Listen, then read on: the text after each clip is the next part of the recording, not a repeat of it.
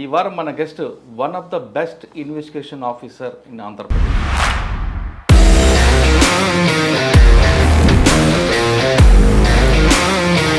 మీరు చేస్తున్న 5 సంవత్సరాల్లో ఒక మంచి ట్రాప్ కేసు చెప్పండి. ఒక పెద్ద ఆయన సార్ 65 సంవత్సరాలు 70 సంవత్సరాలు ఉంటే ఒక రిటైర్డ్ టీచర్ కంప్లైంట్. భారతీయ టైప్ సార్, ఎవరికి డబ్బులు ఇచ్చే రకం కాదు, ఎవరికి ఒప్పుకునే రకం కాదు. ఫస్ట్ ఏంటంటే వాళ్ళ అబ్బాయి కూడా పోలీస్ ఆఫీసరే. వాళ్ళ అబ్బాయి కూడా వద్దు వద్దు ఎందుకు మనకన్నా సరే లేదు డబ్బులే. నాలుగోది బఫేలో. మీరన్న లాస్ట్ బఫేలో కరప్షన్ ఉంది కదా సార్, లోపలికి దూరి మొత్తం వ్యవస్థను మొత్తం నాశనం చేసే కరప్షన్ సార్.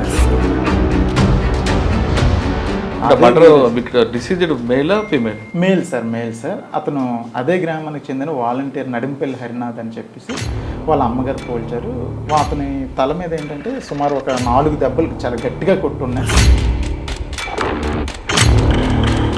లోవర్ ఏదైతే ఉందో అది సగం తీసి, కొండం కూడా సగం తిప్పిన కొండంని సగం కాల్చిన చుట్ట జట్టు.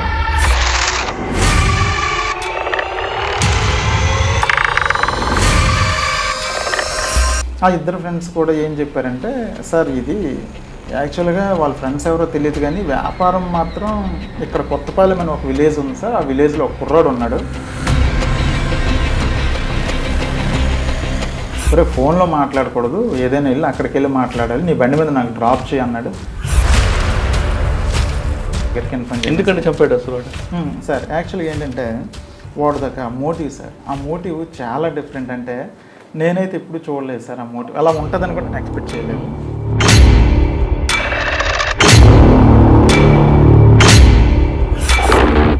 ఏ ఊరైతే వాడిది ఉంటుందో ఆ ఊర్లోనే ఎక్కడైతే లోన్లీ ప్లేస్ ఉంటుందో ఆ లోన్లీ ప్లేస్కి డిసిజన్నే తీసుకెళ్ళమని చెప్తారు సార్. ఎందుకు మరి ప్యాంట్ ఎప్పుడు ఎందుకు పిల్లిస్కి కంఠం పెట్టాలి? Exactly sir. అంటే ఏంటంటే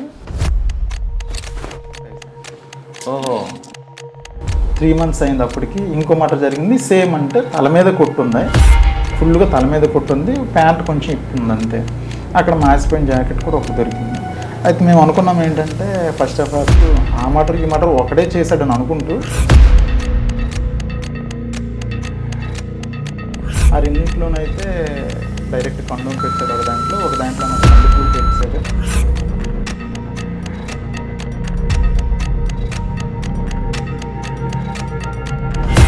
తర్వాత వాడు ఎక్కడికైనా వెళ్ళేటప్పుడు ఏంటంటే ఫోను అక్కడ వరకు మాట్లాడతాడు, అక్కడ స్విచ్ ఆఫ్ చేసేస్తాడు.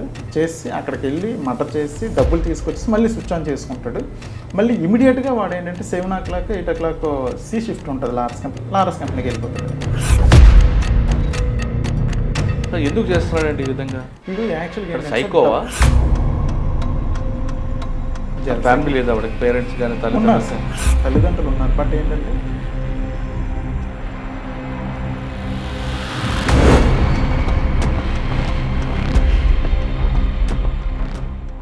Welcome to crime diaries. ఈ వారం మన guest one of the best investigation officer in Andhra Pradesh. ఇటీవల ఆంధ్రప్రదేశ్ ప్రభుత్వం ఇన్వెస్టిగేషన్లో బెస్ట్ వచ్చిన ఆఫీసర్లు 3 సెలెక్ట్ చేశారు. 1 అనకాపల్లి జిల్లా, 2 పెద్దాపురం, 3 గుంతకల్. ఈ 3లో పనిచేసిన ఆఫీసర్లకి ఏపీ డీజీపీ ద్వారకా తిరుమల గారు అక్కడ నుండి యూనిట్ ఆఫీసర్గా అవార్డు ఇచ్చారు. ఆ 3లో ఆల్రెడీ గుంతకల్ ఎస్పీ గారు, పెద్దాపురం మేడం గారు అయ్యారు. ఇప్పుడు ఫస్ట్ వచ్చిన అనకాపల్లి జిల్లా అప్పట్లో ఉన్న ఎస్పీ మురళీకృష్ణ గారు అందుకున్నారు. అయితే మురళీకృష్ణ గారి సూచనల మేరకు ఆ కేసులో ఐఓగా ఉన్న హరిని పరిచయం చేసిన ఆ కేసు ఎలా జరిగింది, సిరీస్ ఆఫ్ మర్డర్ చేసిన ఎక్యూజ్ని ఎలా పట్టుకున్నారు, ఆ లీడ్ ఎక్కడొచ్చిన విషయాన్ని హరిని అడిగి తెలుసు. సార్ నమస్తే అండి. నమస్తే అండి. హరి గారు, ఫస్ట్ మీ కంగ్రాచులేషన్. ఎందుకంటే ఏపీకి ఇస్తున్న 3 కేసుల్లో ఫస్ట్ అనకాపల్లి, సెకండ్ తూర్పుగోదావరి కాకినాడ, 3 గుంతకల్. కాకినాడ సెకండ్ మీద రైట్. అయితే ఆ కేసు ఏం జరిగింది, సిరీస్ ఆఫ్ మర్డర్ కేసులో ఎలాగ బ్రేక్ త్రూ వచ్చింది, 5 మర్డర్ చేసిన ఎలా బ్రేక్ త్రూ తీసుకొచ్చారు? అంటే కేసులో యూనిట్ ఆఫీసర్ సహకారం, సుపీరియర్ సహకారంతోనే మీ పార్ట్ కూడా ఎలాగొచ్చింది తో పాటు చెప్పే ముందు ఒకసారి మీ ప్రీవియస్ బ్యాక్గ్రౌండ్, మీ ఫ్యామిలీ బ్యాక్గ్రౌండ్, మీ పేరెంట్స్, పోలీస్ యూనిఫామ్ బై ఛాన్సా బై చాయిస్? యాక్చువల్గా అయితే బై ఛాన్సే సార్. నాన్నగారు బెల్లుకోల దండాసి అని మాది శ్రీకాకుళం జిల్లా సారోకోట మండలం చిన్నకెట్టాలపాడు గ్రామం సార్. మా జిల్లా. సార్ అవును సార్. అయితే నాన్నగారు వ్యవసాయం చేసుకుంటారు సార్, అమ్మగారు హౌస్ వైఫ్. నాతో పాటుగా అన్నయ్య ఉన్నారు సార్, అన్నయ్య సిఎస్ఎఫ్ కానిస్టేబుల్. తమ్ముడు ప్రస్తుతానికి స్టడీస్లో ఉన్నారు సార్, డిఎస్సి కోచింగ్లో ఉన్నారు. నేను ఆంధ్ర యూనివర్సిటీలో 2009లో పీజీ చేస్తుండగా ఈ ఎస్ఐ ఎగ్జామ్కి యూనివర్సిటీ నుంచే ప్రిపేర్ అయ్యాను సార్. ప్రిపేర్ అయ్యి అక్కడ నుంచే క్వాలిఫై అయ్యి సెలెక్ట్ అయ్యాను సార్. తర్వాత 2009లో ట్రైనింగ్ అయ్యి 2011లో రిలీవ్ అయ్యి వైజాగ్ రూరల్లో ఫస్ట్ పోస్టింగ్ కేడీపేట చేశాను సార్. కేడీపేట గురుగారి దగ్గరే. తర్వాత వడ్డాది మాడుగులో చేశాను సార్. వడ్డాది మాడుగులో 2013-14 చేశాక మళ్ళీ వైజాగ్ సిటీలో మల్కాపురం చేశాను సార్. సార్ ఫస్ట్ కేడీపేటలో, ఒకప్పుడు కేడీపేట వేరు, ఇప్పుడున్న కేడీపేట వేరు. మీకు మెయిన్ ఛాలెంజ్ ఏమొచ్చింది అక్కడ? సార్ అంటే కేడీపేటకు వచ్చేసరికి సార్ మెయిన్ అంటే యాక్చువల్గా నేను ఫస్ట్ పోస్టింగ్ కేడీపేట చేశాను సార్. రీసెంట్గా నర్సీపట్నం చేసేటప్పుడు కూడా కేడీపేట 4 నిమిషాలు సార్. అప్పటికిప్పటికి ఏంటంటే సార్ ప్రజల్లో చాలా అవేర్నెస్ బాగా ఎక్కువ వచ్చింది సార్. అప్పుడు అంటే నక్సల్స్ మూవ్మెంట్ ఉండడం వల్ల అట్ ది సేమ్ టైం ఏంటంటే అవేర్నెస్ కూడా కొంచెం తక్కువ ఉండడం వల్ల ఏంటంటే మనం పోలీస్ అనమాట ఏది చెప్తే అది అన్నట్టు జనాలు కూడా వినేవారు. అట్ ది సేమ్ టైం అంటే బాగుండేది సార్. ఇప్పుడు వచ్చేసరికి ఏంటంటే పోలీస్ ఏది చేసినా సరే అంత అవేర్నెస్ ఎక్కువ వచ్చేయడం వల్ల ప్రతిదానికి కూడా విమర్శించడం, ఆర్గ్యూ చేయడం, అట్ ది సేమ్ టైం పైనుంచి అక్కడి నుంచి ఫోన్లు రావటం. అంటే ఇక్కడ యాక్చువల్గా ప్రాక్టికల్గా ఏం జరుగుతుందో మేము తెలుసుకొని పైకి చెప్పేలోపే పైనుంచి ఫోన్లు వచ్చేయడం, ప్రెజర్స్ రావడం బాగా ఎక్కువయ్యాయి సార్. అప్పుడే ఉండేవి కాదు. మేము ఏది చేసినా పర్ఫెక్ట్గా 2 పార్టీలను కూర్చోబెట్టా లేదు కాదని అంటే అనమాట ఎవరికి అన్యాయం జరిగిందో వాళ్ళకి పర్ఫెక్ట్ న్యాయం చేయగలిగే వాళ్ళం. ఇప్పుడు ఏంటంటే ఎక్కువగా ఏంటంటే అవేర్నెస్ ఎక్కువ వచ్చేయడం వల్ల మాకు ప్రెజర్స్ అవి కూడా బాగా అంటే అవేర్నెస్ రావడం మంచిదే కానండి, అది పూర్తి స్థాయిలో వచ్చినట్లేదు, సగం సగం వల్లే ప్రాబ్లం సార్. చట్టం గురించి పూర్తిగా తెలిసిన వాళ్ళు అయితే మాకు అటువంటి ఫోన్లు చేయరు సార్. చట్టం గురించి సగం తెలిసిన వాళ్ళు ఉంటారు, వాళ్ళు అనుకున్నదే జరిగిపోవాలనుకున్న వాళ్ళు కూడా ఎక్కువ మంది ఉంటారు. దానివల్ల కొంచెం ప్రెజర్స్. కానీ గంజా ఎక్కువ ఉంటుంది కదా ఈ ఏరియాలో, మరి ఎలా దాన్ని కంట్రోల్ చేసి?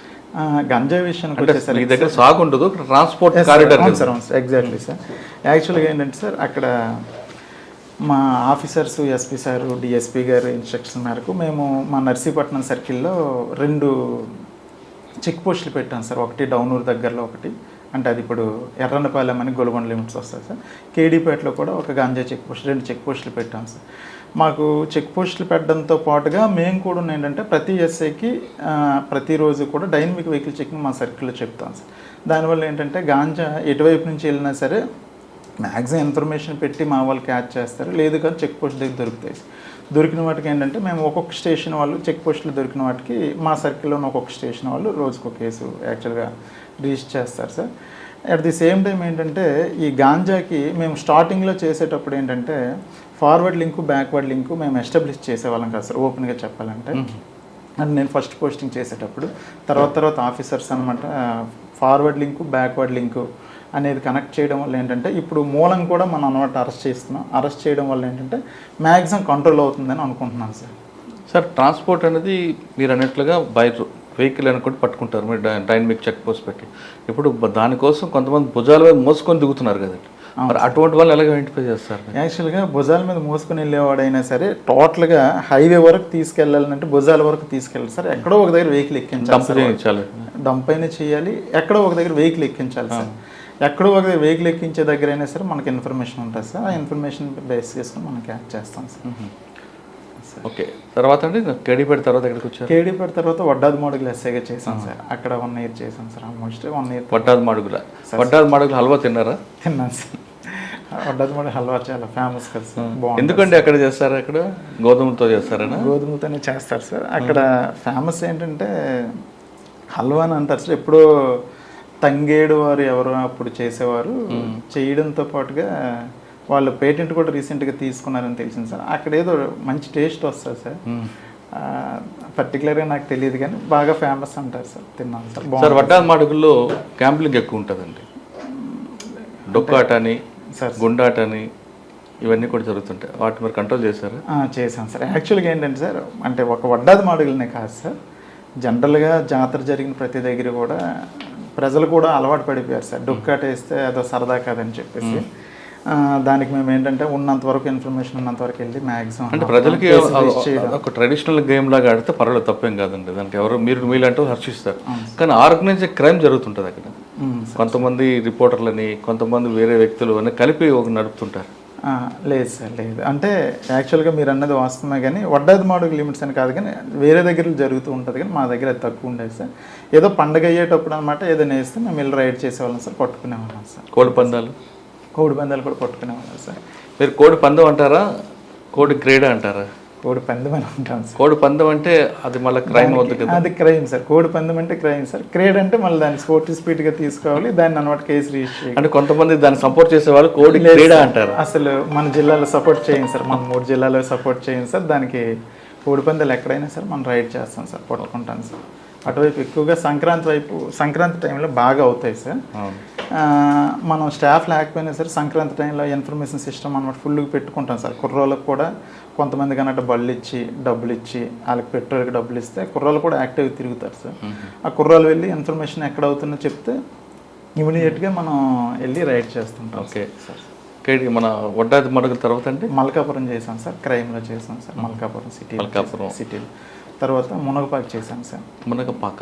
ఓకే. మునగపాకు చేశాను. అక్కడ ఏముండే మెయిన్ ఛాలెంజ్ ఉందా సార్? మునగపాకు వచ్చేసరికి సార్ ఇందాక చెప్పాను కదా సార్ అవేర్నెస్ అని, అది మునగపాకు అప్పటికే చాలా ఎక్కువ అవేర్నెస్ సార్. అక్కడ ఏ చిన్న అంటే కంప్లైంట్ వచ్చేలోపే మనం వాళ్ళతో మాట్లాడే లోపే వాళ్ళు బయటికి వెళ్ళి పై అధికారి నుంచి, ఎస్పీ సార్ నుంచి, డిఐ సార్ నుంచి ఫోన్ వస్తుంది సార్. చాలా ఫాస్ట్గా ఉంటారు అక్కడ. ఎందుకంటే అంత ఎడ్యుకేటెడా పబ్లిక్? ఎడ్యుకేటెడ్ సార్, బాగా ఎడ్యుకేటెడ్, తెలివైన వాళ్ళు, మంచోళ్ళు కూడా సార్. మనం మంచిగా చూసుకుంటే మనకు మంచిగా చూసుకుంటారు సార్. కానీ మనల్ని అర్థం చేసుకున్నంత వరకు కూడా కొంచెం మనకి ఇబ్బంది పెడతారు సార్.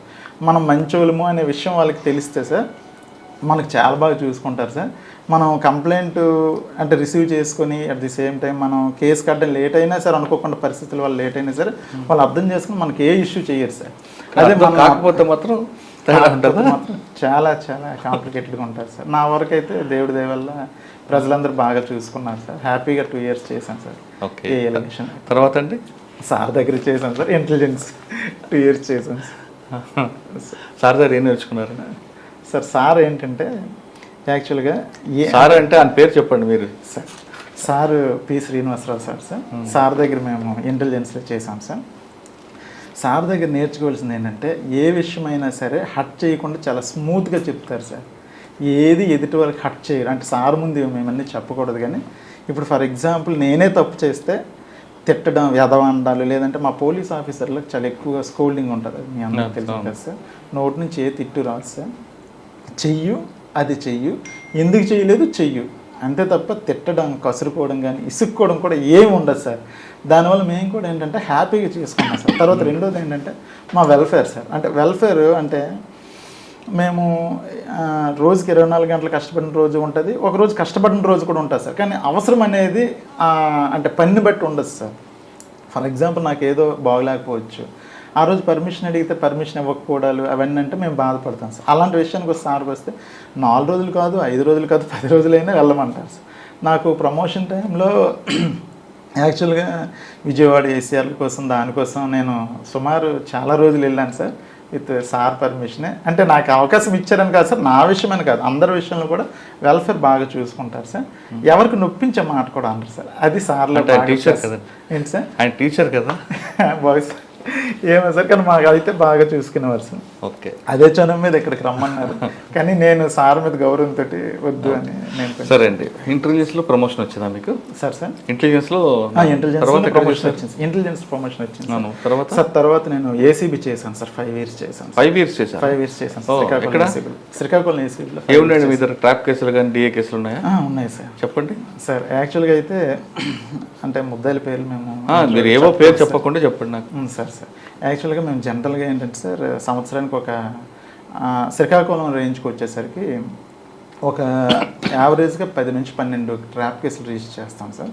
అంటే అవి కూడా ఏంటంటే ఒక అధికారి, ఎవరైనా కార్పొరేట్ అధికారి మాకు అడిగాడు అని మాకు ఎవరైనా కంప్లైంట్ వచ్చి అతను అడిగినట్లుగా ప్రూఫ్ అంటే వీడియో కానీ ఆడియో కానీ ఒకవేళ ఉన్నట్లయితే మనం యాక్చువల్గా ప్రొసీడ్ అవుతాం సార్. అది కూడా పై అధికారులు డీజీ సార్ పర్మిషన్ తీసుకున్నాక మేము ప్రొసీడ్ అవుతాం sir. At the same time ఏంటంటే ఎవరికైనా సరే డిస్ప్రపోర్షనేట్ అసెట్స్ ఉన్నాయి అని అనుకుంటే వాళ్ళ మీద మేము పూర్తిగా ఒక 4 రోజులు 2 నెలలు వాళ్ళ వెనక మేము ఫాలో అయ్యి అతనికి ఉన్న సోర్స్ ఏంటి, అతను అమౌంట్ ఎక్కడి నుంచి అనమాట డిస్ప్రపోర్షనేట్గా సంపాదిస్తున్నాడు, తర్వాత ఆయన ఆస్తులు ఎక్కడెక్కడ ఉన్నాయి అన్నీ మేము వెరిఫై చేసుకున్నాక ఒక డిఏ క్యాలిక్యులేషన్ వేసుకుని దాన్ని బేస్ చేసుకుని డీజీ గారు పర్మిషన్ తీసుకున్నాక ఆ కేసులో మేము ప్రొసీడ్ అవుతాం సార్. మీరు చేస్తున్న 5 సంవత్సరాల్లో ఒక మంచి ట్రాప్ కేసు చెప్పండి. మా డిఎస్పీ సార్ రమణమూర్తి సార్ ఆధ్వర్యంలో అంటే 4 lakhs తీసుకుని ఒక తహసీల్దార్ మీద కేసు వేసాం సార్, ట్రాప్ కేసు. అది ఏంటంటే సార్ యాక్చువల్గా ఒక పెద్ద అయింది సార్, 65 సంవత్సరాలు 70 సంవత్సరాలు ఉంటే ఒక రిటైర్డ్ టీచర్ కంప్లైంట్. అతని దగ్గర ఒక టెక్కల్ విలేజ్లోనే ఒక బిల్డింగ్ కోసం పొసెషన్ సర్టిఫికేట్ కోసం నేను కూల్ చేస్తున్న డబ్బులు ఇవ్వకపోతే అని ఆ తహసీల్దార్ గారు ఒక ఆయన అంటే అతని మీద ఏంటంటే మనకి ఆ పెద్ద ఆయన వచ్చి కంప్లైంట్ ఇచ్చారు సార్. ఆయన కంప్లైంట్ ఎంత మంచోడు అంటే భారతీయ టైప్ సార్, ఎవరికి డబ్బులు ఇచ్చే రకం కాదు, ఎవరికి ఒప్పుకునే రకం కాదు. సో ఆయన పర్టికులర్గా వచ్చేసి ఫస్ట్ ఏంటంటే వాళ్ళ అబ్బాయి కూడా పోలీస్ ఆఫీసరే, వాళ్ళ అబ్బాయి కూడా వద్దు ఎందుకు మనకు అన్నా సరే లేదు డబ్బులు అడిగితే కంపల్సరీగా మనం కంప్లైంట్ ఇవ్వాలని వచ్చి ఆయన వచ్చి కంప్లైంట్ ఇస్తే దాంట్లో మేము ప్రాసెస్ చేసాం సార్. అతను అడిగినట్టుగా వాయిస్ అన్నీ ఉండేసరికి ప్రొసీడ్ అయ్యాం. 4 lakhsతో తహసీల్దార్ గారిని మేము ట్రాప్ చేసి పట్టుకున్నాం సార్. రమణమూర్తి సార్ అని BVSS Ramanamurthy sir batch mate sir, ఆయన అతను పట్టుకున్నాం. అది ట్రాప్ తర్వాత మీరు హౌస్ సెర్చ్ చేస్తుంటారు, అక్కడే దొరికాయి? అక్కడ ఏం దొరకలేదు సార్, అతను రెంటెడ్ హౌస్లో ఉంటున్నాడు సార్, అందువల్ల అతనికి ఏం దొరకలేదు సార్. అతనికి దానికి ముందు కూడా ఒక కేసు ఉంది సార్, ట్రాప్ కేసు ఉంది, తర్వాత తెలిసింది సార్. పాత బ్యాచ్ అయితే ఇంకే గుర్తున్నాయండి అక్కడ ట్రాప్లు సార్? యాక్చువల్గా అంటే ట్రాప్లు అనేసరికి సంవత్సరానికి ఒక 10 చేస్తాం సార్, 5 years కదా. కానీ ఎక్కువగా శ్రీకాకుళంలో లిటిగేషన్స్ కొంతమంది ఉంటారు సార్, అవతల ఆఫీసర్ని ఇబ్బంది పెట్టడానికి కొంతమంది చేస్తుంటారు సార్, వీళ్ళే ఆఫర్ ఇస్తుంటారు, అటువంటి కూడా ఎదురుపడ్డాయి మీకు? సార్ యాక్చువల్గా ఏంటంటే ఏసీబీలో వచ్చేసరికి ప్రతిదీ మనం అంటే కంప్లైంట్ వచ్చిన వెంటనే మనకు వెరిఫై చేసుకోవడానికి ఒక రోజు టైం ఉంటుంది సార్, ఒక రోజు 2 రోజులు. ఇన్స్పెక్టర్కి డిఎస్పీ గారు ఎండార్స్ చేస్తారు సార్ వెరిఫై చేయండి, అప్పుడు మేము వెళ్ళి వెరిఫై చేస్తాం సార్. అంటే యాక్చువల్గా ఇతనికి నిజంగా అవసరం ఉండి అప్రోచ్ అయ్యాడా ఆఫీసర్ దగ్గరికి, లేదు కాదనంటే కావాలని అప్రోచ్ అయ్యాడు అనేది మనం ఎంక్వైరీ చేస్తాం sir. At the same time రెండోది ఏంటంటే సార్ అక్కడికి వెళ్ళిన తర్వాత అతను కరప్టెడ్ ఆఫీసరా కాదనేది కూడా మేము వెరిఫై చేస్తాం సార్. ఇతను అవసరం నిజంగా ఉంది అని అనేది వెరిఫై చేసినప్పుడు అవసరం ఉంది అని అంటే ఈయన జెన్యున్ కంప్లైంట్ అవుతాడు సార్. లేదు కాదనంటే కావాలని అనమాట ఈయన వెళ్ళి డబ్బులు ఇచ్చే ప్రయత్నం చేస్తున్నాడు లిటిగెంట్ అని అనిపిస్తే మేము మ్యాక్సిమం ఏంటంటే అవాయిడ్ చేస్తాం సార్. అవాయిడ్ చేయడం అంటే అతను కూడా కరప్టెడ్ ఆఫీసర్ ఎవరైతే అంటే ఎవరి మీద అయితే మనకు కంప్లైంట్ వచ్చిందో ఆ కంప్లైంట్ వచ్చిన ఆఫీసర్ అనమాట కరప్టెడ్ కాదు అని తెలిస్తే వెరిఫికేషన్లో మాకు తెలిస్తే దాని మీద మేము అన్నమాట చెప్తాం సార్, ఇది తప్పు బాబు, కంప్లైంట్ ఇవ్వడం తప్పు, ఆయన అడగలేదు కదా ఎందుకు మీరు వచ్చి మాకు అప్రోచ్ అయ్యారని అక్కడ మేము ఎందుకంటే ఖండించకుండా వాళ్ళ మీద కేసు పెట్టచ్చు కదా, PC act prevention of corruption అంటే ఇస్తే మనకి పట్టుకుంటే ఇంకోసారి రాడు కదా కట్టచ్చు సార్. కాకపోతే ఇవ్వరు సార్, అడుగుతున్నారని వచ్చి మనకు కంప్లైంట్ ఇస్తారు సార్, ఇవ్వరు సార్. సార్ 5 years చేశారు కదా సార్, ఏసీబీలో ఒక 5 రకాలు ఉంటాయండి. First fish corruption, goat corruption, buffalo corruption. ఈ 3 కరప్షన్లో మీరు ఎక్కువ దేనికి ఇష్టపడతారు సార్? అంటే యాక్చువల్గా నేను ఏసీబీ చేశాను సార్. ఇది మీరు చెప్పిన 3 కరప్షన్స్ నేను ఓరల్గా విన్నాను తప్ప ఎక్కడ శాస్త్రంలో కానీ ఏ మాన్యువల్లో కానీ చెప్పబడలేదు. మాన్యువల్ ఉండదు, దానికి ఏం చెప్తారంటే ఒక ఊర్లో ఒక చెరువు అంతే, ఆ చెరువులో ఆ నీరే గ్రామస్తులు తాగుతారు, రైట్? ఆ చెరువుని పాడు చేయకుండా ఉండడానికి దానికి ఒక కాపలా ఉంటాడు, ఆ కాపలా ఏసీబీ. చెరువులో చేప, ఆ చేప అయితే ఎంత నీళ్ళు తాగుతుంది, తాగితే దాన్ని తాగి అక్కడ ఉంటుంది కదా, దానివల్ల ఎలాంటి నష్టం లేదు. ఇప్పుడు కరప్షన్ అనేది మనకి ఒక ఇన్బిల్ట్ అయిపోయింది, రైట్? 2 goat corruption. గోట్ ఏం చేస్తుంది, మోకాల వరకే కూర్చొని నీళ్ళు తాగుతుంది కాబట్టి అది కూడా బెదిరించాలి. 3వది బఫెలో. బఫెలో కన్నా ముందు కౌ కరప్షన్ ఉంటుంది. కౌ కరప్షన్ ఏంటి, 4 కాలు పెట్టి నీళ్ళు తాగుతుంది కానీ మళ్ళీ బయటకు వచ్చేస్తారు, అంటే నీళ్ళు డిస్టర్బ్ చేయదు, అది కూడా తప్పే కాదు బెదిరిస్తారు. 4వది బఫెలో. వరస్ట్ సార్, ఇది వరస్ట్. యాక్చువల్గా ఏంటంటే సార్ ఒక ఏసీబీ చేసాం కాబట్టి యాక్చువల్గా ఏ కరప్షన్కి మేము సపోర్ట్ చేయకూడదు సార్. కానీ కాకపోతే ఏంటంటే మీరన్న లాస్ట్ బఫెలో కరప్షన్ ఉంది కదా సార్, లోపలికి దూరి మొత్తం వ్యవస్థను మొత్తం నాశనం చేసే కరప్షన్ సార్ అది. అటువంటి వాళ్ళ మీద మాకు కంప్లైంట్స్ ఎక్కువ వస్తాయి సార్, అటువంటి వాళ్ళ మీద మేము ట్రాప్ చేస్తాం. లేదంటే అటువంటి వాళ్ళ మీద ఏవైనా డిస్ప్రపోర్షనల్ అసెట్స్ ఉన్నాయంటే మేము కూడా వెరిఫై చేసి అలాంటి వాళ్ళ మీద ఎక్కువ మేము కేసెస్ చేయడానికి కూడా ట్రై చేస్తుంటాం సార్. సార్ ట్రాప్ కేసులో కన్విక్షన్ వస్తుంది, అక్విటల్ కానీ డిఏ కేసులు అక్విటల్ అవుతుంటాయి, రీజన్ ఏమంటారు? లేదు సార్, డిఏ కేసెస్ కూడా యాక్చువల్గా ఏంటంటే కన్విక్షన్ వస్తుంటుంది సార్. కాకపోతే కొంచెం అంటే టెక్నికల్ ఇష్యూస్, పేపర్ వర్క్ లేదు సార్, లాంగ్ ప్రాసెస్ సార్. అంటే ట్రైల్ అయ్యేసరికి ఒక 10 years 15 years కొంచెం పడుతుంది తప్ప. ఓకే. ఏసీబీ తర్వాత అండి సార్, ఏసీబీ తర్వాత అండి సార్ నర్సీపట్నం రూరల్ సీఏగా వెళ్ళాను సార్. అక్కడే ఈ మర్డర్ కేసు. సరే, నేను జరిగింది చెప్పండి. నర్సీపట్నం రూరల్ సీఏగా సార్ యాక్చువల్గా అయితే నర్సీపట్నంలో ఫస్ట్ ఏంటంటే సార్, నేను ఛార్జ్ తీసుకొని January 26th ఛార్జ్ తీసుకున్నాను సార్. January 26th ఛార్జ్ తీసుకున్నాక నేను వెళ్ళిన 4వ రోజుకి February 5వ రోజుకి సార్ February 1st నాకు రిపోర్ట్ వచ్చింది సార్. అంటే మాకవరపల్లి మెర్సి రామకృష్ణ అని ఎస్ఐ మంచిగా ఉంటాడు సార్. ఆ కుర్రాడు ఫోన్ చేసి, సార్ ఇక్కడ ఒక మర్డర్లా ఉంది, ఊరికి ఒక 500 మీటర్ల దూరంలో ఒక అతను చంపేసి ఉంది సార్, రండి సార్ అంటే నేను మా ఏఎస్పీ గారు, అప్పుడు ఎడిషనల్ ఎస్పీ గారు సార్, ఎడిషనల్ ఎస్పీ గారు, మేము అక్కడికి వెళ్ళాం సార్. సీన్లోకి వెళ్ళి చూసాం సార్. చూస్తే అతను అనమాట డిసీజ్డ్ మేలా female? Male sir, male sir. అతను అదే గ్రామానికి చెందిన వాలంటీర్ నడింపల్లి హరినాథ్ అని చెప్పేసి వాళ్ళ అమ్మగారు పోల్చారు. అతని తల మీద ఏంటంటే సుమారు ఒక 4 దెబ్బలు చాలా గట్టిగా కొట్టున్నాయి. తల మీద మాత్రమే కొట్టున్నాయి. చూసాము, తల మీదే కొట్టున్నాయి. అంటే ఏదో గ్రడ్జి మీద కొట్టాడేమో ఎవడో, అంటే అనుకోకుండా ఏదైనా రప్చర్ జరిగితే యాక్చువల్గా చెయ్యి మీద కాలు మీద ఎక్కడ పడితే అక్కడ కొడతారు. ఓన్లీ తల మీద కొట్టాడంటే ఏదో ప్లాన్గా కొట్టాడు అని అనుకున్నాం. అట్ ది సేమ్ టైం ఏంటంటే అదే సీన్లో అతని లోవర్ ఏదైతే ఉందో అది సగం తీసి, కొండం కూడా సగం తిప్పిన కొండము, సగం కాల్చిన చుట్ట, జట్టు, తర్వాత ఒక మాసిపోయిన ఒక జాకెట్, గాజులు, ఇరిగిపోయిన ప్లాస్టిక్ గాజులు అన్నీ పడేసి ఉన్నాయి సార్. అయితే మేము ఏమనుకున్నామంటే జనరల్గా సీన్ చూసాక ఎవరికైనా ఏమనిపిస్తుంది అంటే ఇతను ఏదో ఎవరితోనో సెక్సువల్ కోర్స్కి వెళ్ళి ఉంటాడు, దానికి ఎవరో చూసి ఉంటారు, లేదా వాళ్ళు తాలూకు వాళ్ళు ఎవరో వచ్చి చంపేసి ఉంటారేమో అని చెప్పి మనం ఆ కోణంలో పూర్తిగా ఇన్వెస్టిగేషన్ వెళ్ళాం సార్. ఆ ఇన్వెస్టిగేషన్ వెళ్తూ లాస్ట్ కాలర్ని పిలిచి ఎగ్జామిన్ చేశాం సార్. లాస్ట్ కాలర్లో కూడా మాకు ఫ్రూట్ఫుల్ ఇన్ఫర్మేషన్ రాలేదు. తర్వాత అతని యొక్క CDRs మేము అన్నీ వెరిఫై చేసి సుమారు ఒక 4-5 మందిని, అంటే 4-5 పాయింట్ ఆఫ్ వ్యూలో అనమాట వెరిఫై చేసి సుమారు మా ఎస్పీ సార్ మురళీకృష్ణ సార్ అన్నట్టు ఒక 7 టీంలను ఇచ్చారు సార్. ఒక్కొక్క టీం అన్నట్టు ఒక్కొక్క విషయాన్ని అనమాట వెరిఫై చేస్తే, అంటే ఒకరు అనమాట అతని యొక్క ఇల్లీగల్ కాంట్రాక్ట్స్ గురించి వెరిఫై చేస్తే, ఇంకొకరు అనమాట అతని యొక్క CDRs వెరిఫై చేస్తే, ఇంకొకరు అనమాట అతని ఐపీడీఆర్ అని వాట్సాప్ కాల్స్ ఉంటుంది అది వెరిఫై చేసేవాళ్ళు. ఇంకో టీం అనమాట ఇన్ఫర్మేషన్ కోసం మొత్తం తిరిగేవాళ్ళు. ఎక్కడ వచ్చిన ఇన్ఫర్మేషన్ కన్నట్టు వాళ్ళు ఎగ్జిక్యూట్ చేసేవారు సార్. అలాగే 7-8 టీంలు తిరిగి సుమారు ఒక 4 రోజుల వరకు మేము అదే పనిలో ఉన్నాం సార్. కాకపోతే ఆ ఊర్లో ఆల్మోస్ట్ అందరికి 100-150 మందికి ఎగ్జామిన్ చేస్తాం, కానీ ఎక్కడ మాకు ఎటువంటి క్లూ దొరకలేదు సార్. తర్వాత అది అట్ ది సేమ్ టైం ఏంటంటే మళ్ళీ మాకు అదే పోలీస్ స్టేషన్ లిమిట్స్లోనే జడ్గంగవరం విలేజ్ దగ్గర, జడ్గంగవరం విలేజ్ అవుట్స్కట్స్లో ఇంకో మర్డర్ జరిగింది సార్. అది May 1st జరిగింది. ఇది February 1st, అది May 1st జరిగింది సార్. మళ్ళీ వేసవికాలం తర్వాత అనమాట 3 months అయింది. అప్పటికి ఇంకో మర్డర్ జరిగింది. సేమ్, అంటే తల మీద కొట్టుంది, ఫుల్గా తల మీద కొట్టుంది, ప్యాంట్ కొంచెం ఇప్పింది అంతే. అక్కడ మాసిపోయిన జాకెట్ కూడా ఒకటి దొరికింది. అయితే మేము అనుకున్నాం ఏంటంటే ఫస్ట్ ఆఫ్ ఆల్ ఆ మర్డర్ ఈ మర్డర్ ఒకటే చేశాడని అనుకుంటూ, కానీ ఎవరైనా సుపారీ గ్యాంగ్ ఎందుకో చేసి ఉంటారేమో, కానీ వీళ్ళకి చంపాల్సిన అవసరం ఏంటి అనే కోణంలో కూడా మేము ఇక్కడ డిసీజ్డ్ ఎవరండి? ఇక్కడ డిసీజ్డ్ అన్నట్టు అదే గ్రామానికి చెందిన రుత్తల శివప్రసాద్ అని, అతను కూడా 23 years కుర్రోడు. ఆయన వాలంటీర్? అతను వాలంటీర్ కాదు సార్, అతను లారస్ కంపెనీలో పనిచేస్తాడు. కుర్రాడు. ఇతను వాలంటీర్ సార్, ఇతను కుర్రాడే.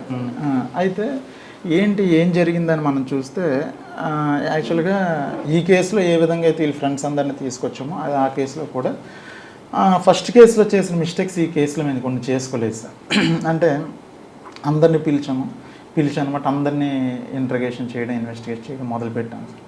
అయితే ఎంతసేపు మనకి ఏ క్లూ దొరకలేదు సార్. అంటే మాకు తెలియదు.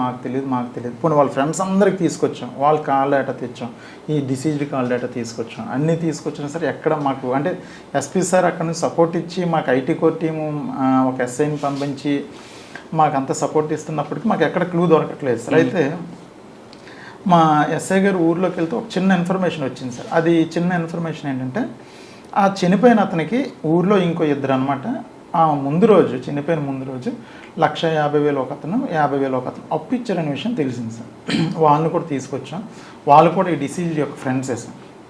వాళ్ళు ఏంటంటే ఎందుకు బాబు మీరు అప్పు ఇచ్చారంటే ఫస్ట్ ఆఫ్ ఆల్ వాళ్ళు ఏంటంటే సార్ అది అడిగాడు మాకు 1-2 నెలల నుంచి అడుగుతున్నాడు, అడిగితే మేము ఇచ్చాం తప్ప మాకు ఇంకేం తెలియస్తారంటే మరి ఆ డబ్బులు ఏం చేస్తారంటే ఎందుకో తెలియస్తారంటే ఎందుకో తెలియకుండా మీరు ఎందుకు ఇస్తారా బాబు అని వాళ్ళు మనం త్వరగా ఇంటర్గేట్ చేస్తే వాళ్ళు ఏం చెప్పారంటే లాస్ట్లో ఒక చిన్న క్లూ ఏం చెప్పారంటే సార్ ఏదో వ్యాపారం చేస్తాడు సార్ వాడు, వ్యాపారానికని అడిగాడు సార్, నీకు 2 రోజులు ఇచ్చేస్తాను అన్నాడు సార్, ఆ వ్యాపారం ఏంటో తెలియదు, 2 రోజులు తిరిగి ఇచ్చే వ్యాపారం ఏంటో మాకు అస్సలు తెలియదు సార్ అని వాళ్ళు చెప్తే మరి వాడికి ఇంకా ఎవరెవరు ఫ్రెండ్స్ ఉన్నారని మనం పర్టికులర్గా వాళ్ళని అడిగాం సార్. ఆ 2 ఫ్రెండ్స్ని కూడా, ఆ 2 ఫ్రెండ్స్ కూడా ఏం చెప్పారంటే సార్ ఇది యాక్చువల్గా వాళ్ళ ఫ్రెండ్స్ ఎవరో తెలియదు కానీ వ్యాపారం మాత్రం ఇక్కడ కొత్తపాలెం అని ఒక విలేజ్ ఉంది సార్, ఆ విలేజ్లో ఒక కుర్రాడు ఉన్నాడు, వాడితో చేస్తున్నాడేమని నా అనుమానం సార్. ఎందుకంటే ఒకరోజు వాడితో మాట్లాడాలి, కొత్తపాలెంలో మాట్లాడాలి అన్నాడు, నా ఫోన్ ఇచ్చి మాట్లాడుకోరని ఆ డిసీజ్డ్కి చెప్పాను. చెప్తే ఆ డిసీజ్డ్ ఏమన్నాడంటే ఒరే ఫోన్లో మాట్లాడకూడదు,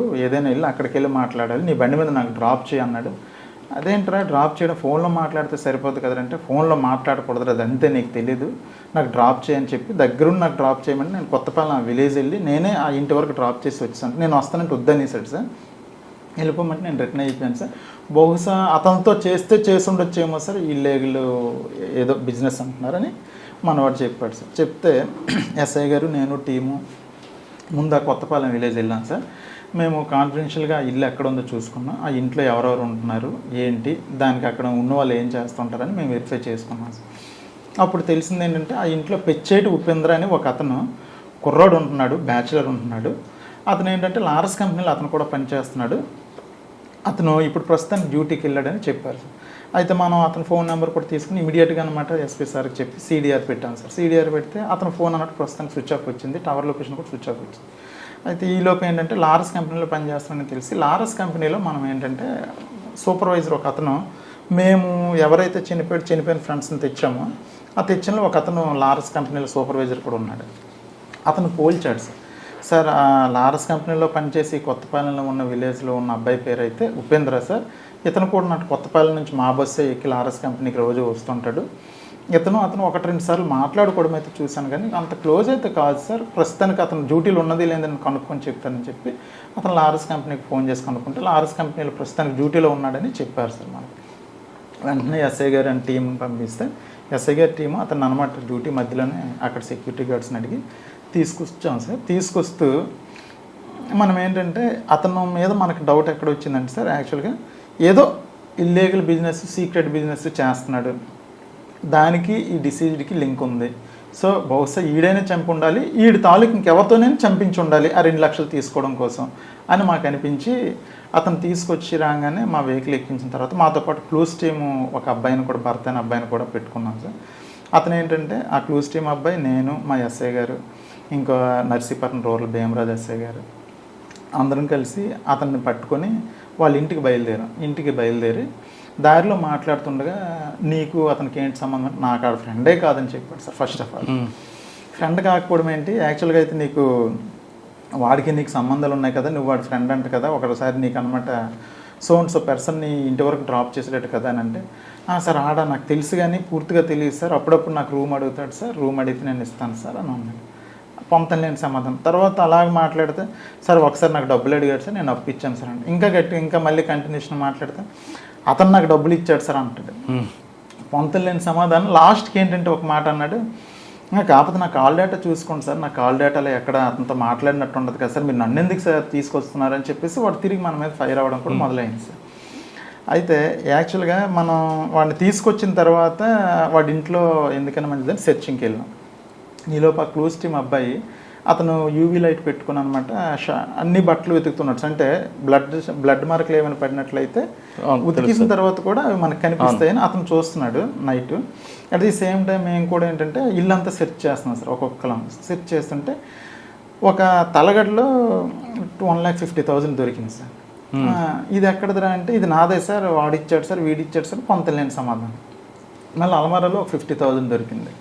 ఒరే 2 lakhs దొరికింది ఎక్కడదిరా అంటే వాడి జీతం 15,000, వాడు ఉంటున్న ఇంటి అది 4,000, అసలు 1,50,000 2 లక్షలు ఉండే అవకాశమే లేదు. తర్వాత ఆ రూమ్ మొత్తంలో ఒక 4 జతల బట్టలు, ఒక మంచమే ఉంది. అలాంటి దగ్గర ఎంత డబ్బు ఎందుకు పెట్టుకున్నాడంటే సార్ నాకు మా ఫ్రెండ్ ఇచ్చాడు సార్, వాడు ఇచ్చాడు సార్, చచ్చిపోయినాడు ఇచ్చాడు సార్, నేను ఏవో చెప్తున్నాడు. ఇప్పుడు చచ్చిపోయినాడు ఇచ్చాడు 2 lakhs పర్లేదు, ఇంకో 75,000 కూడా అక్కడే దొరికింది. ఎవరెవరా ఈ డబ్బు అంటే సార్ అది కాదు సార్ ఇది కాదు సార్, ఏవో పొంతలేని సమాధానం రెండు వేశారా? అలా మనం ఇంటర్గేట్ చేసాము అది సో అప్పుడు చెప్తే అప్పుడు ఏంటంటే ఫస్ట్ ఆఫ్ ఆల్ వాడికి అర్థమైపోయింది ఏంటంటే వీళ్ళు నన్ను కనిపెట్టేశారు, అందుకే ఇంటికి తీసుకొని సెట్ చేశారు, డబ్బులు కూడా దొరికిసాయి. అట్ ది సేమ్ టైం ఏంటంటే నా బట్టలు కూడా వెతుకుతున్నారంటే బ్లడ్ స్టెయిన్స్ ఏమైనా దొరికేస్తాను నేనని వాడికి అర్థమైపోయింది సార్. అర్థమైపోయిన తర్వాత వాడు ఏం చేశాడంటే నెక్స్ట్, సార్ అంటే ఇవన్నీ కూడా ఉన్నట్టు అప్పు అడిగాను తప్ప నాకు ఆయనకి ఎటువంటి సంబంధం లేదు, అది నాకు అప్పు ఇచ్చాడని చెప్పాడు. అప్పు ఇస్తే మిగతా 75,000 అంటే సార్ ఇంకో ఫ్రెండ్ అప్పు అడిగాను కొంత లేని సమాధానాలు. మనం ఏం చేసామంటే సార్ లాస్ట్కి సరే ఏం వద్దురా బాబు, సరే మాకు ముద్ద ఇది అంటే చనిపోయినట్టుంది, సెల్ ఫోన్ పోయింది సార్, సెల్ ఫోన్ కూడా మిస్ అయింది, అది తర్వాత చెప్తాను సార్. వాడు సీన్ కూడా డైవర్ట్ చేస్తాడు ముద్ద. అయితే సెల్ ఫోన్ పోయిందిరా బాబు, మాకు ఆ సెల్ ఫోన్ ఇచ్చే చాలు, నీకు మేము సేవ్ చేస్తాం అని మన పోలీస్ స్టైల్లో కొంచెం అంతవరకు గట్టిగా మాట్లాడి బొజ్జగించే స్టైల్లో మాట్లాడితే కొంచెం నమ్మాడు సార్. నమ్మి సెల్ ఫోన్ ఒకటి ఇస్తే సరిపోద్ది కదా సార్ అంటే ఆ సెల్ ఫోన్ ఒకటి ఇస్తే సరిపోద్దని సెల్ ఫోన్ సౌండ్స్ ఒక ప్లేస్లో నూతిలో ఉంది సార్, పదండి సార్ చూపిస్తానని వాళ్ళ ఇంటి ఎదురుగున్న నూతిలోనే పడేశాడు సార్. మనం ఇంటి ఎదురుగున్న నూతిలో పడేసరికి మనం నూతిలో నీళ్ళన్నీ తోడించిన తర్వాత సెల్ ఫోన్ ఎవరిదైతే చనిపోయాడు కుర్రోడు ఆ సెల్ ఫోన్ రికవర్ చేసిన తర్వాత మేము కూడా నమ్మాము సార్, ఎస్ ఈడే చేసింది కన్ఫర్మ్ అయ్యి అప్పుడు స్టేషన్కి తీసుకొచ్చి బాబు ఎలా చేసావు ఏంటి ఒకసారి చూపిస్తావా అదేనంటే అప్పుడు చూపించాడు సార్. అంటే వాడు ఆ ఊరికి జడ్గంగవరం విలేజ్కి 1 km దూరంలో మేమంతా రోడ్డు మీద తిరిగి వెళ్తే 1.5 km ఉంటుంది, వాడు షార్ట్ కట్లో నడుచుకుంటూ తీసుకెళ్ళిపోయాడు. ఆ ప్లేస్ తీసుకెళ్ళి ఇలా కూర్చున్నాడు సార్, ఇలా కూర్చుంటే ఇలా చంపేశాను సార్ అని నీట్గా ఎక్స్ప్లెయిన్ చేసి సీన్ అంతా రీకన్స్ట్రక్షన్ చేస్తే అప్పుడు కన్ఫర్మ్ చేసుకుని మా ఆఫీసర్స్ డిఎస్పీ గారికి ఎస్పీ గారికి కన్ఫర్మ్ చేసి ఎందుకంటే చంపాడు అసలు సార్. యాక్చువల్గా ఏంటంటే వాడు దగ్గర మోటివ్ సార్, ఆ మోటివ్ చాలా డిఫరెంట్. అంటే నేనైతే ఎప్పుడు చూడలేదు సార్ ఆ మోటివ్, అలా ఉంటుందని కూడా నేను ఎక్స్పెక్ట్ చేయలేదు. వాడికి డబ్బులు కావాలి సార్. వాడు యాక్చువల్గా ఫస్ట్ ఎవరికైతే చంపాలనుకుంటాడో వాడితో ఫ్రెండ్షిప్ చేస్తాడు సార్. ఫ్రెండ్షిప్ చేసి అంటే ఫస్ట్ ఆఫ్ ఆల్ ఏంటంటే వీడు లారస్ కంపెనీలో పనిచేసేవాడు సార్ ముద్దయ్య. ఆడేంటంటే లారస్ కంపెనీలో ఎవరైతే పనిచేస్తారో వాళ్ళ దగ్గర కొంచెం ఉండి ఎవరికైనా డబ్బుల మీద ఆశ ఉన్న వాళ్ళని సెలెక్ట్ చేసుకుంటాడు సార్. సెలెక్ట్ చేసుకుని ఎవరికైతే డబ్బుల మీద ఆశ ఎక్కువ ఉందో వాళ్ళ దగ్గరికి అంటే సింపుల్గా వెళ్ళి ఒక చిన్న లైన్ వదులుతాడు సార్. నాకు మంచి ఏజెన్సీ వాళ్ళు తెలుసు, లిక్విడ్ బిజినెస్ నాకు ఐడియా ఉంది, లిక్విడ్ బిజినెస్ ఒకవేళ చేస్తే 1 lakh 2-3 daysలో 3-4 lakhs వచ్చేస్తే లిక్విడ్ గాంజా బిజినెస్ 3-4 lakhs వచ్చేస్తే నాకు అవతల పార్టీ వాళ్ళకి తెలుసు, మీరు అంటే డబ్బులు అరేంజ్ చేసుకుంటే నేను పార్ట్నర్షిప్ అవతలని పిలిపిస్తాను, మీరు అనమాట డబ్బులు తీసుకొస్తే గంజా తీసుకొస్తే మనం అన్నట్టు పార్టీ వచ్చిన తర్వాత మళ్ళీ వేరేస్తాడు. అవతల ఎవరైతే ఇంట్రెస్ట్గా ఉన్నారో వాళ్ళు వచ్చి ఇన్ని అప్రోచ్ అవ్వడమో లేకపోతే ఏదో అయితే ఫ్రెండ్షిప్ చేస్తూ ఇంకేంటంటే మళ్ళీ ఏం చేస్తాడంటే వాడు, నేను ఫ్రెండ్షిప్ చేస్తున్నంతసేపు మీ పేరెంట్స్కి ఎవరికి చెప్పుకో, ఎందుకంటే నేను దొరికిపోతే నువ్వు దొరికిపోతావు, సో నాకు ఫోను చేయకు, మీ పేరెంట్స్కి ఎవరికైనా చెప్పావు అనుకో నువ్వు దొరికిపోతే నేను దొరికిపోతాను, మీ పేరెంట్స్కి మీ ఫ్రెండ్స్కి ఎవరికి చెప్పకూడదు, చెప్తే నేను అనమాట నేను దొరికిపోతానని చెప్పి అంటే ఎవడైతే చచ్చిపోతాడు డిసీజ్డ్కి అనమాట ఈడొకడు ఫ్రెండ్ ఉన్నాడని చెప్పి వాళ్ళ పేరెంట్స్కి కానీ ఫ్రెండ్స్కి కానీ ఎవరికి తెలియదు. అట్ ది సేమ్ టైం ఏంటంటే ఫోన్ కాల్ డేటాలో కూడా ఎక్కడ వీడికి వాడికి ఫోన్ కూడా మనకి ఎక్కడ కనెక్ట్ అవుతుంది. చాలా తెలివిగా ప్లాన్గా వాడితో చాలా అద్భుతమైన ఫ్రెండ్షిప్ చేస్తాడు సార్. ఫ్రెండ్షిప్ చేసి ఒక ఫైన్ డే ఏంటంటే డబ్బులు అరేంజ్ చేసుకోమంటాడు. డబ్బులు అరేంజ్ చేసుకున్న రోజు డబ్బులు అరేంజ్ చేసుకున్న ఒక 4 రోజుల ముందే ఏ ఊరైతే వాడిది ఉంటుందో ఆ ఊర్లోనే ఎక్కడైతే లోన్లీ ప్లేస్ ఉంటుందో ఆ లోన్లీ ప్లేస్కి డిసిజన్నే తీసుకెళ్ళమని చెప్తాడు సార్. ఎందుకు, ఇక్కడైతే గాంజా వాళ్ళు వస్తారు, సీక్రెట్గా ఉండాలి, 3వ కంటికి తెలియకూడదు, అది మీ ఊరు దగ్గరలో పెట్టుకుంటేనే బెటర్ అని అంటాడు సార్. ఆలూరు దగ్గరలోనే పెట్టుకుంటారు, ఆలూరు దగ్గరలోనే డిసీజ్డే అమాయకంగా చూపిస్తాడు, ఈ ప్లేస్ అయితే గాంజా బిజినెస్ అయితే ఎవరు రారు అని. ఆ ప్లేస్ చూపించిన తర్వాత ఒక కర్ర కూడా తీసుకొని రమ్మంటాడు సార్. ఎందుకంటే ఆ లిక్విడ్ గాంజా తెచ్చిన వెంటనే అది భూమిలో పాతి పెట్టాలి, పాతి పెట్టాక 2వ రోజుకి అందులో గ్యాస్ ప్రొడ్యూస్ అవుతుంది, ప్రొడ్యూస్ అయిన తర్వాత దాన్ని మనం అమ్మితే 2-3 రేటుకి వెళ్తుంది, రేపే వచ్చేస్తారు పార్టీ అని చెప్తారు. ఆ డిసీజ్లు ఏంటంటే వీడు చెప్పే మాటలు ఎక్కువ నమ్ముతారు సార్, అంత బాగా నమ్మిస్తాడు. ఫ్రెండ్షిప్ కూడా చాలా బాగా చేస్తాడు. చేశాక అంటే చంపేసిన ఒక 3-4 రోజుల ముందు ప్లేస్ చూసుకుంటారు, కర్ర ఏర్పాటు డిసీజ్డే చేసుకుంటాడు ఒక విధంగా. ఆ చావుకు ఆడే కర్ర తెచ్చుకుంటాడు. ఆడే తెచ్చుకుంటారు సార్ ఒక విధంగా. అవన్నీ తెచ్చుకున్న తర్వాత సార్ ఒక రోజు అనమాట డబ్బులు వచ్చిన రోజు అనమాట, డబ్బులు రేపు వచ్చేస్తానంటే వాడు కలిసి ఇద్దరు కలిసి సీన్లోకి వెళ్తారు. వెళ్ళిన తర్వాత ఒక లోన్లీ ప్లేస్లో ఆ ఊరు దగ్గరలోనే ఎందుకు సెలెక్ట్ చేసుకుంటాడంటే అక్కడ ఊర్లో చచ్చిపోతే ఊరోళ్ళ మీదకి వెళ్ళిపోతే తప్ప బయట మీద ఎవరికి దృష్టి రాదని, అంత దారుణమైన ఆలోచన సార్ ముద్దాయిది. అయితే ఏంటంటే అక్కడికి వెళ్ళి అక్కడ అనమాట ముద్దాయి అనమాట కర్ర తీసుకొని ఇక్కడ ఈ ప్లేస్లో తవ్వాలని ప్లేస్ సెలెక్ట్ చేసి ఎవరు ర్యాంట్ అయ్యి చూసి వాడు అలా కూర్చొని ఏదో ఫోను ఏదో మాట్లాడుతుంటే వెనక నుంచి గట్టి కొట్టేస్తాడు. కంటిన్యూషన్గా చంచిపోయినంత వరకు తల మీద కొట్టేస్తాడు సార్ అదే కర్రతో తల మీద కొట్టేసి చంపేస్తాడు సార్. చంపేసిన తర్వాత ఆ జేబులో ఉన్న డబ్బులు పట్టుకొని వెళ్ళిపోతాడు సార్. ఆ విధంగా చేస్తాడు. సరే అండి, జేబులో డబ్బులు తీసుకెళ్తారు, అంతవరకు బాగానే ఉంది.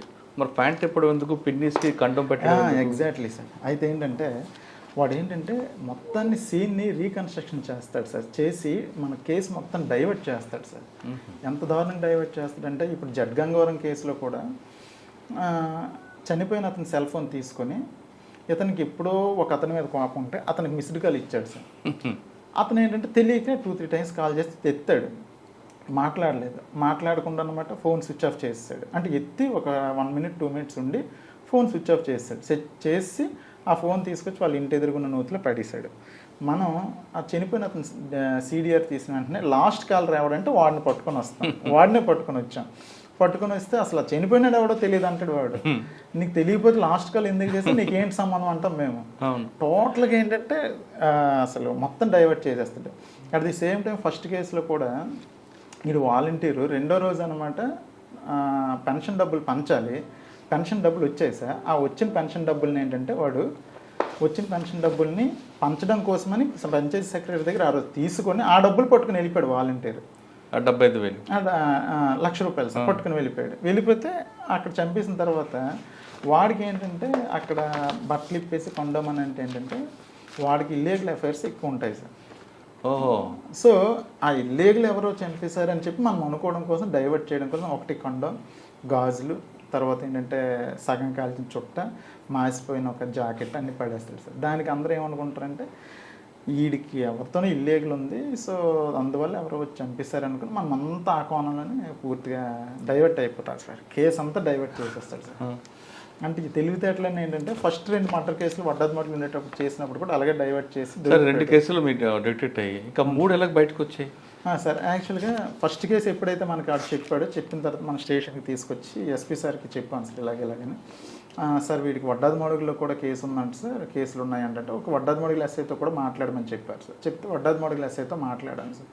మాట్లాడుతూ వడ్డాదిమడుగుల ఎస్ఐ గారు దామోదర్ నాయుడు అని ఉన్నారు. ఆయన ఏం చెప్పారంటే సార్ అతనైతే మాత్రం అతనితో ఒక ఎంఓ ఉంది, ఏదైనా సీన్ని రీకన్స్ట్రక్షన్ చేసి రీక్రియేట్ చేస్తాడు, టోటల్గా డైవర్ట్ చేసేస్తాడు.